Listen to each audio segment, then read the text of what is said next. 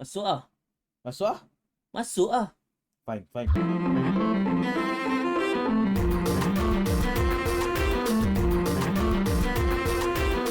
Hello everybody. I'm Sai Ali Hi, Mickey Ali. and we're brothers Ali. Yeah. And today we're going to review Shazam. Fury of the Gods. Alright, I let you start on this one. Oh, What do you feel about the movie, man? this movie, I feel like, the first one was, DC decided to establish themselves as being this dark and edgy kind of entertainment in the PG-13 environment, so to speak. But then there came Shazam, a pleasantly fun-loving movie that is not. It is as quite funny, quirky, but it's not trying to ride the coattails of MCU style of entertainment, you know. Oh. And then there's the sequel. It's like they don't know how the first one works. So yeah, it's just not up to par. But it's still as fun. I'm not gonna deny, but it's just not as how I envision it to be. As the first Shazam was very endearing. And this one, they were like, it's still endearing, but it's not enough for me. It just didn't do it so much for me. I've been thinking because like it's been days after we've let this simmer our thoughts. By the way, it's been days after we watched the movie. So I have been like trying to think why he thought that way, right? My brother thought this way about the movie. Because I feel like in another way altogether. Actually, actually, I really enjoy this movie. Um, I think it's because is it like use the philosophy of your story is only as good as your villain. Mm. Is that the reason? Because like um uh, the villains to me um are not as compelling for a reason, and I will get to that. But just I want to confirm right now, is that why you think this movie is not as good? Maybe the villain is not as well established, I something don't like know. that. I don't think it's the villain. It's how they handle the main characters, the main Shazam, especially Zachary Levi and Asher Angel. Right. Yeah, both of those. It's like, I don't know. It's just, the first one was him trying to figure out his belonging, and how to balance his life as a kid and an adult superhero and as such. But this one is also still about him, but in a way that he doesn't want to leave his family behind. Family being the key here. Whew. Yeah. It's just, I don't know. Just something about this. It just doesn't feel like it's as. They were trying the first one to be as personal and yet fun, but this one, I don't know. They're trying to capture a bigger net of audiences, but it just doesn't work for me. Yeah. Hmm. Still quite grasp why you feel the way you do. But let's just talk about how I feel about it. Okay. Um, I think my opinion, they actually do a better job here in trying to like flesh out all the characters, especially the siblings. Uh-huh. They feel like more active this time around. I Um, can deny that one. Yeah. The more active. Yeah. and the thing is, people have a problem with how there's barely any thing to latch onto in terms of personality of the other siblings, other than the character Freddie Freeman played by Jack Dylan Grazer and Billy Batson by Asia Angel. Like people don't really feel like any way towards those kids. Maybe this big sister, maybe, but not towards the others. And then towards the end when they become like superhero, like they become Shazams as well, is quite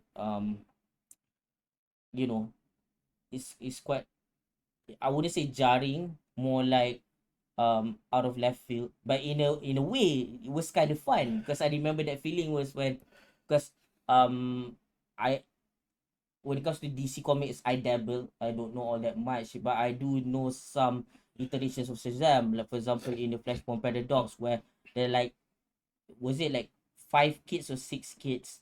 They come together to become that one Shazam. They fuse together, and then there's like the normal Shazam that we've seen in the first movie. But then towards the third act, that's another iteration that I've known of before, where he can like, divide the powers, and it's like very very similar to the other Thor movie, like when he gives the, in what do you call it, Love and Thunder, when he Oh gives yeah, the power to the yeah, kids. yeah, yeah, yeah, So yeah. it's very similar to that, and I think Thor did take inspiration from Shazam, the movie and the comics. So yeah, again, feeding into the narrative of, which is true by the way, where every 2 years either DC or Marvel will make like a archetype of character, and then they will like copy off of each other. Yeah, yeah, yeah. That happens a lot. Like, Which I if didn't you, realize until you tell me that, yeah, it is similar with Love and Thunder, with, you know, the Shazam doing the thing. But Shazam came first before Love and Thunder, right? Oh, you mean something like how they have similar characters, yeah, like Hyperion with Superman, Black Spider and Spider-Man. They have always do that over the years, and I guess even actually at this one, so they never stop doing that, I guess. yeah, Yeah. even in the movies. Yeah, yeah, yeah. um yeah, but the thing is, I think like, in this one, they actually try to more give more time to let the other characters simmer. Mm-hmm. um which I didn't realize before, because later after I watched the pitch meeting of this movie, Yeah. he did say that actually there's less time where Asher Angel plays Billy Batson, and there's more time for Zachary Levi to play Shazam. Mm. Maybe that may be so, but the way I see it, the characters that they are meant to play, both Zachary Levi and Asher Angel, is the same Billy Batson slash Shazam. Uh-huh. So unlike the typical Spider-Man, for example, Yeah. where when he don the Spider-Man costume, he's like to be this cool guy. That's why he cracks the jokes, because when he's out of it, it's like somewhat of a nerd. Yeah. And I mean, later on, he's no longer a nerd, but it's like kind of like not good at socializing, you know, Yeah. which he is a very private person. He have a very close circle, Mm-hmm. you know. So when he puts the costume, it becomes more confident. But in this case, Shazam, either as Billy Batson or as Shazam, it's like the same person, right? So that applies to the other, five siblings. S- and in this one, I think, as far as the characterization goes, as being the same person, I think everybody did good job, and even the script allows them to be more fleshed out. Yeah. There's more time given to them. And this movie I think have like a, if I'm not mistaken, it's like a longer runtime, the Yeah, first long, movie. slightly longer, yeah. And therefore I think it is very warranted, Mm. because it like I said, to flesh out the others. And because the ratio, to me personally, it does not matter as much when they are on their powers, or when they are not, simply because the mission is the same. Uh-huh. All 12 actors have to play the same characters, right? Yeah. So to me, as far as that is concerned, everybody did a great job. And like for example, when I see Megan Good and the child counterpart playing, the Darla Shazam, um yeah, very kid like, very childlike, and the best as Megan Good can do. And I think like, as far as like faking being a kid goes, it's just as good as Zachary Levi. So Yeah. I see no any problem with that. Everybody is like, if not good, at least serviceable. And I think for me personally, this is surprising. I didn't think he would do this because he's usually plays low key role. Jimon Hunso, but this one he plays an even more active role than the previous one. I think this is the most he acted and I see him acting in ever. I think. Yeah, Yeah. I think he kind of get like you know the bad end of the stick for the most part, Yeah. Usually. because he plays like minor roles in, you know, big stories. Because if I remember, like one of the biggest roles that he ever played was that, was it Blood Diamonds? I never seen that movie, so I don't uh know. I, I, I could be wrong. Like, it's the movie where has to do with you know, like the fact that people work for cheap to make diamonds that are sold to the Western world. I think that the movie also stars Leonardo DiCaprio, if I'm not mistaken, that movie. If I remember correctly, that was supposed to be one of the or one of his bigger roles. Uh-huh. But besides that, I don't really have much experience with him other than side characters like the magician Shazam and Korath in Guardians of the Galaxy. Yeah. So in this case, despite being the magician Shazam, and not having much of his powers in compared to the last one, he Uh-huh. has more to do in here than before, which I think like yeah, he shines. And a Yeah. lot of the characters to me have like a role to play, and when they have nothing to do, the screen time doesn't force them to stay. And this criticism is like me directing it back to, you know, in Arrowverse, especially they show the Flash, Uh-huh. because in the Flash they have at one point they have so many characters, and they do this circular camera where they like everybody is in a Ah. huddle and they try to say their piece, when we know sometimes like some characters they say redundant things, Yeah. where the others what they say. So I don't think it happens much in this one. Even if it does, it's because they're kids, you know, they feed off of each other, right? They build and you know, they try to like build up each other's ideas, so that's why they're similar. So it's a little bit different dynamic than when adults that comes from different field of work saying the same redundant things. So that's why I think the dynamic is forgivable in this one. Mhm. Not forgivable, I mean acceptable. Yeah. So yeah, Jimon Hunsu is very yeah, he plays a very cynical role. Yeah. And I like his comedic timing. Yeah, he has. Yeah, Yeah, he can be funny. yeah, Who knew, right? yeah, he does this thing where like when someone is talking and they wave their hands and then he things like that. So yeah, that kind of energy I like that a lot. And yeah, compared to his role as Korath, I think this is a big step up, even as the magician Shazam from the last one. Yeah, and I think in terms of the villains, the daughters of Atlas, I think no matter how they trying to make who was the one play and Tia, yeah, she's great. No matter how much they try to make her a thing, it's Helen Mirren who's like has the more presence because of, you know, she has more experience, but also because of her experience a veteran actor. Her presence feel more, you know, I mean, every time she's in there, although not much, because Antia stole the screen time most of the time, I still feel like her character has more weight, even more so than the other two siblings played by Lucy Liu and of course Antia, the star of the show, so to speak. Oh, that's So yeah, exactly. yeah, So that's exactly. yeah, in terms That's of what the I feel. villain, Yeah. right? Yeah, I have to agree with you there. To me, what makes a good villain is when you feel the presence of the villain even if they're not there. Yeah, they try so hard to make, So yeah.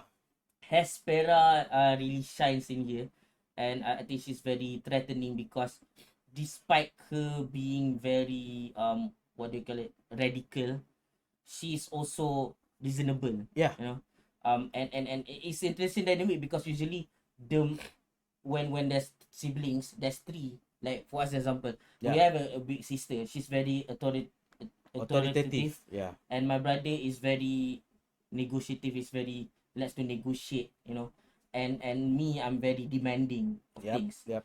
So it's kind of interesting when Helen Mirren Hespera, you know, seemingly the eldest of the three, even though they're like thousands of years from the looks of it, like Hespera is much older.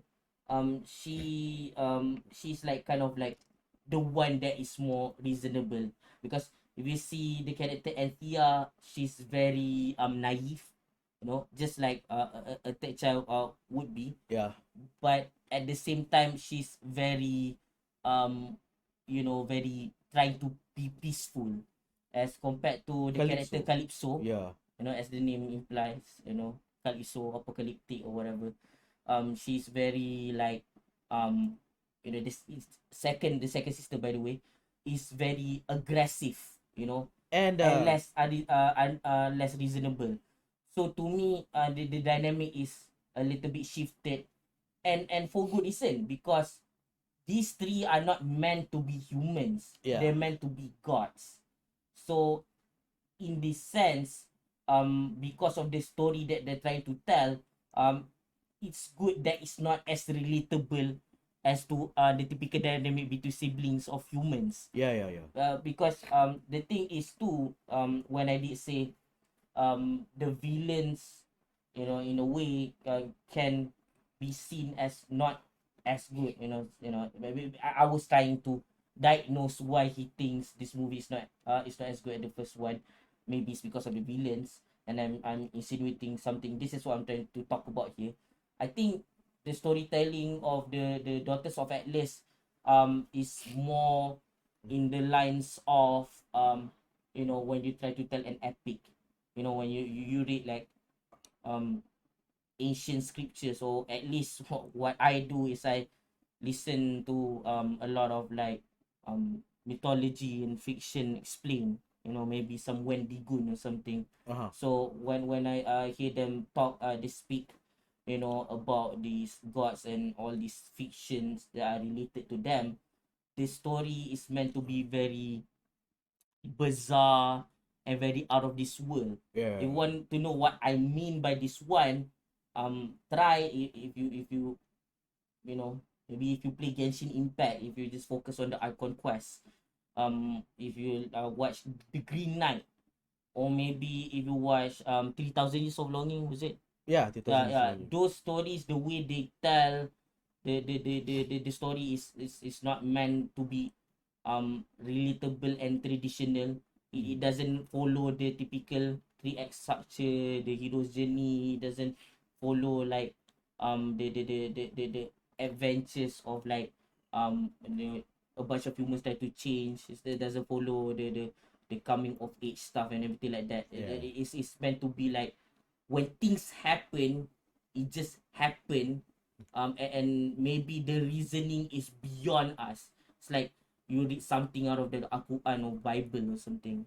So Mm. that's why they kind of like what do you call it thing, not relatable, and kind of like um you know, like why they doing this, why they a little bit too aggressive at times, what Yeah. are their reasonings kind of skewed, they put the lives of like human beings as if like they're nothing, like at one point, which I think is very kind of like off-putting even for a PG-13 movie like this, when there's like a character like a teacher or something.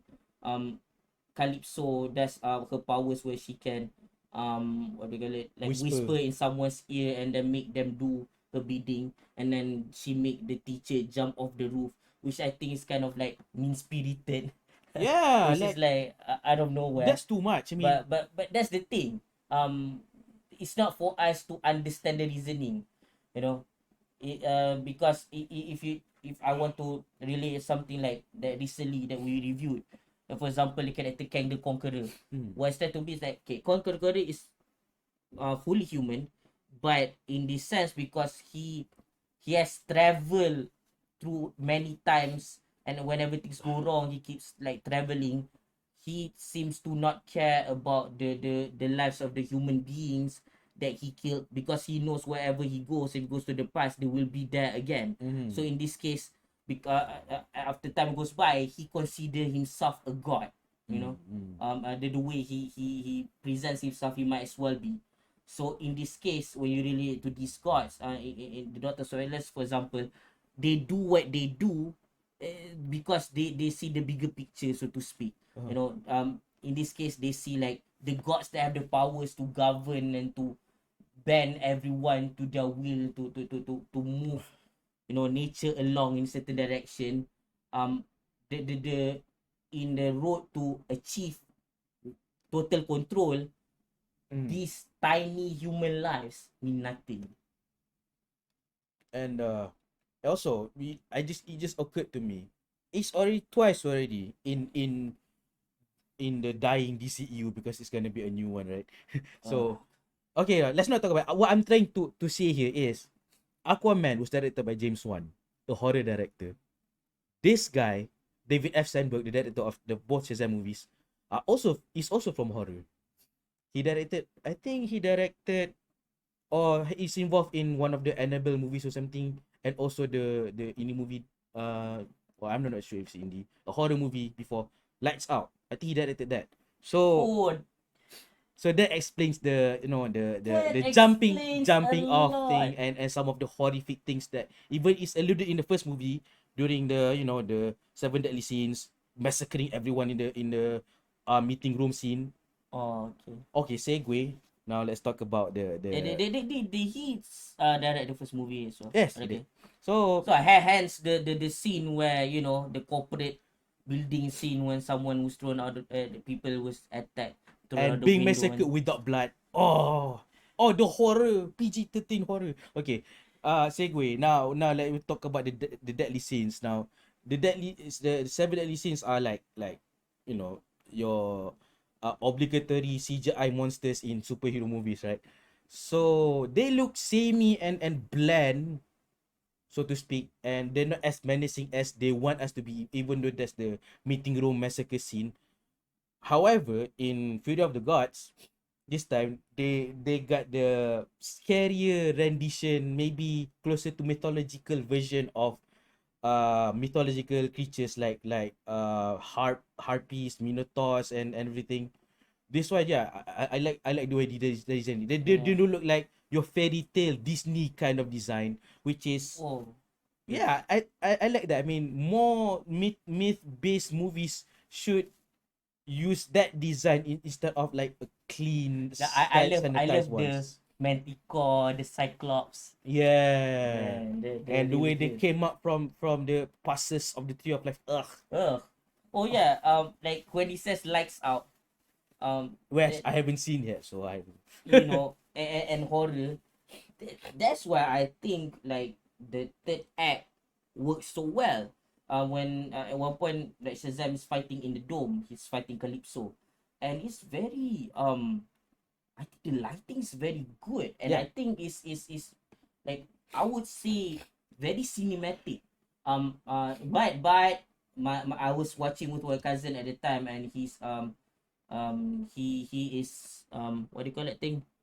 He wears glasses, so it hurts his eyes a bit, and I don't remember, at least in the reel that we watched, Uh-huh. seeing a warning for the epilepsy or things like that. Yeah. You know, like a fair warning that there's gonna be like some kind of lighting shenanigans going on. You know, Yeah. that might ruin your eye. So yeah, I think they should have put that, if it wasn't, if it was absent, like the what we did watch, it was absent.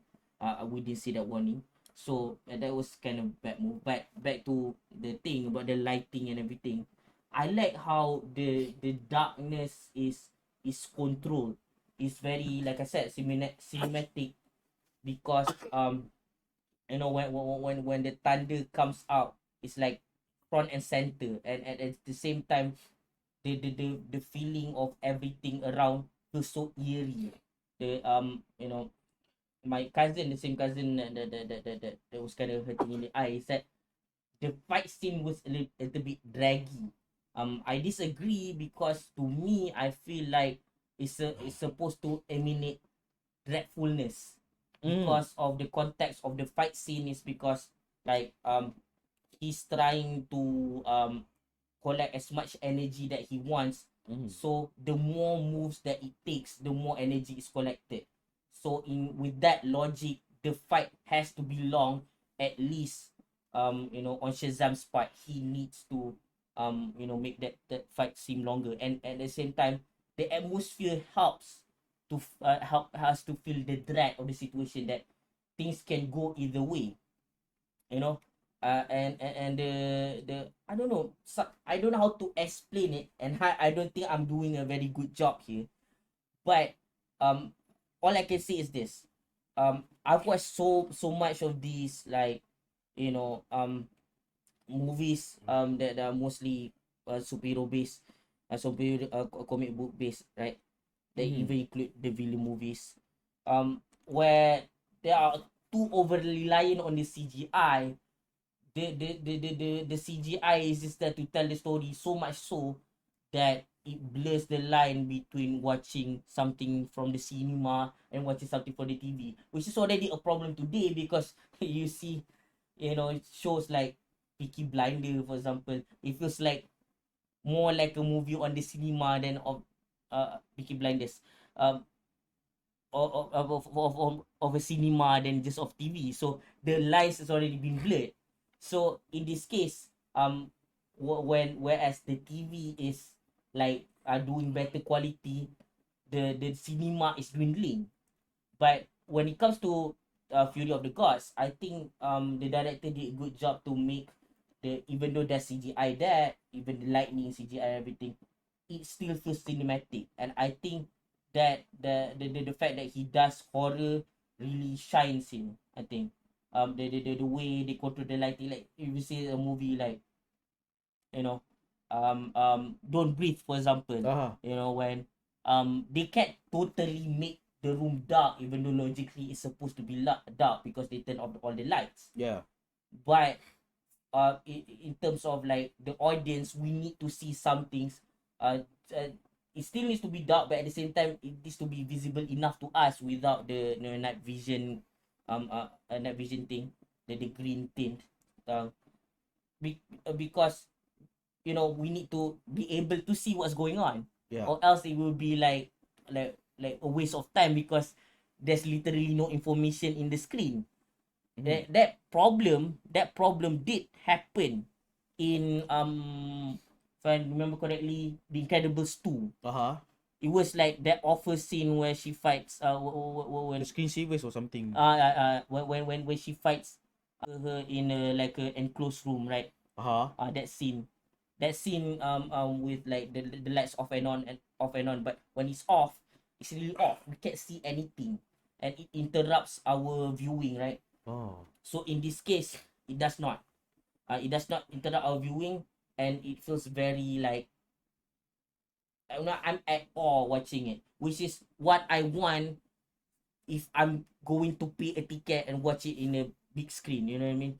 If I can watch something and it's just like I can just like watch it, like I can just like go along without like noticing what's happening on the screen, and they staying there and then look at it, and it will just be like, the Ant-Man the Wasp, Quantumania, where the CGI, it helps telling the story, but it doesn't feel cinematic. You know what I mean?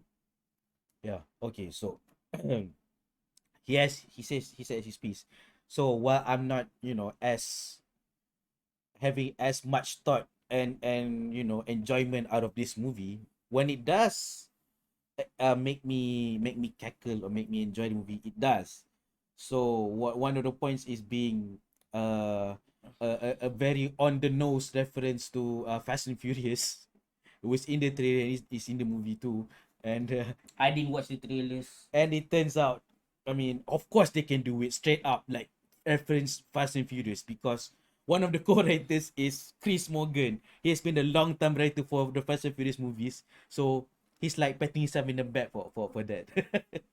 And there's also, so there's also a very cheeky uh product placement involving Skittles, which was when I was watching that, I was like, I have no idea that was a product placement until my brother like told me in before we do this review. I have no idea. I was having so much fun with that, you know, blatant product placement. I have no idea it's a product placement. So yeah, that's one of those other things that I like about this movie. In case you are not familiar, Skittles is like when you eat snips, for example, you remove the the flavor of the nuts, and then you reduce the flavor of the chocolates, and then you put in the flavor of a typical candy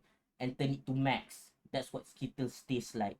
So that's why they come up with the really, I think it's a cool tagline.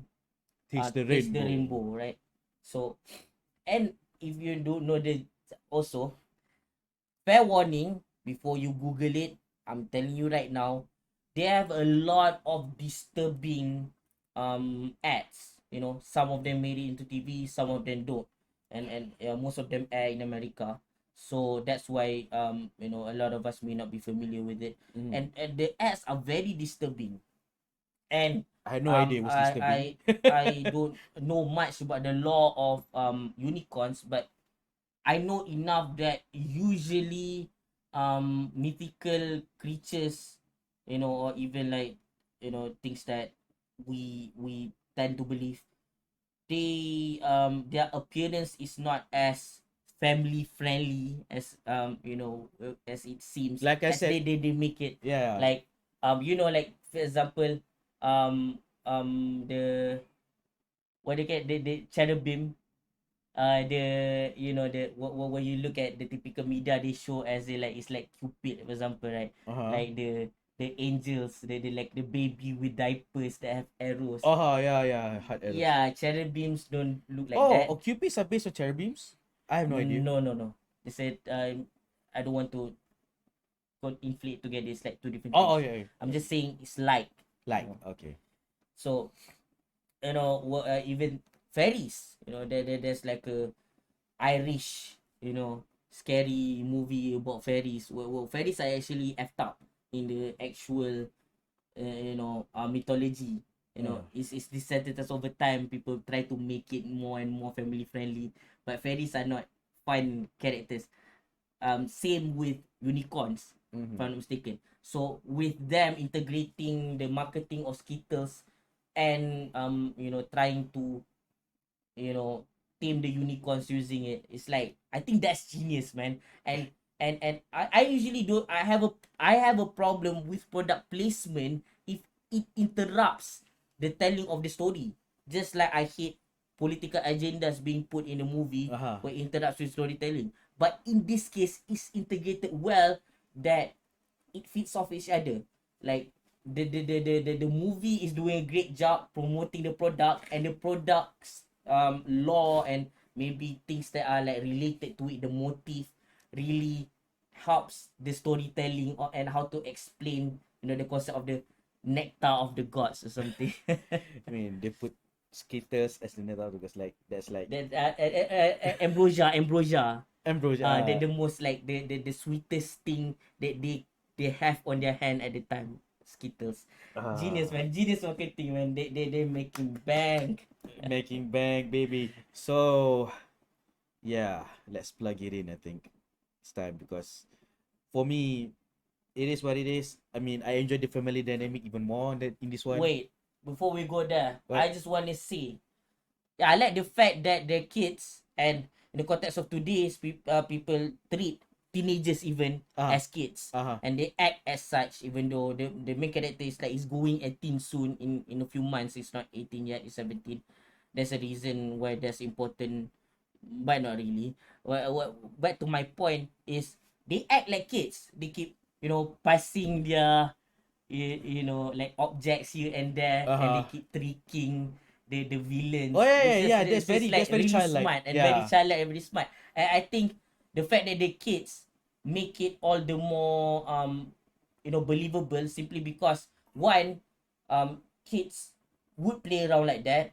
for 2, kids have this way of like, even though they are like scared, they are very like, brave in fighting back. They don't understand the nuances of like, what could happen, consequences and things as such. That's why it's so compelling when we see kids in movies trying to fight back. Is because like kids in real life, they're like, because they don't understand these nuances, they just go at it, Yeah, yeah, yeah. like they don't even know that they're gonna fail. That's why, It Part 1 was so good, both versions. And even what do you call that thing, um what do you call that Netflix series, Netflix series. Stranger Things, Stranger Things. Oh, okay. that's why it works so well. So yeah, it applies to this as well, meaning that even though they're under equipped, they're ill equipped, they try to band together, do use what they can and try to win. Even at one point,